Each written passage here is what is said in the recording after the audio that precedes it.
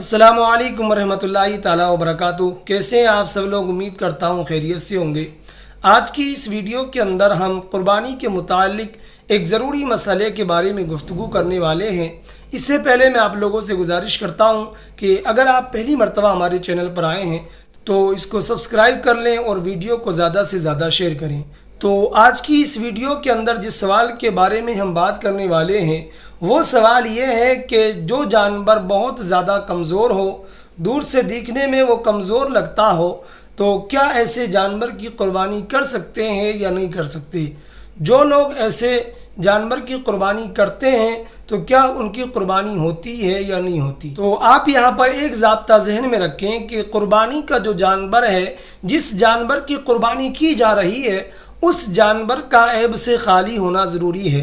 यानी अगर थोड़ा ऐब है और उसकी कुर्बानी की जाती है तो ऐसी सूरत में मकरूह होगी, और अगर ज़्यादा ऐब है तो कुर्बानी होगी ही नहीं। अब इससे मुताल्लिक आप एक हदीस पाक सुने।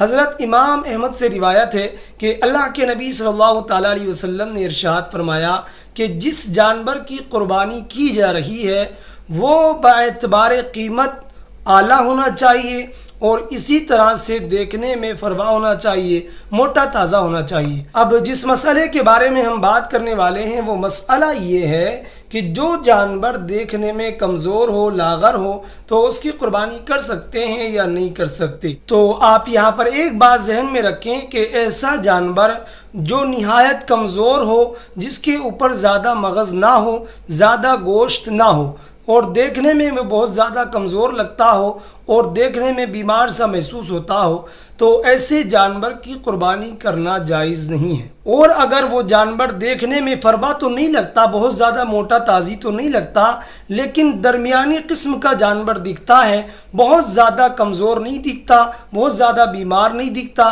तो ऐसी सूरत में उस जानवर की कुर्बानी कर सकते हैं, उस जानवर की कुर्बानी करना जायज़ होगा। तो उम्मीद करता हूँ कि जानवर से मुताल्लिक़ ही मसला आप समझ गए होंगे। तो इसी के साथ वदा चाहता हूँ, तब तक के लिए खुदा हाफिज़।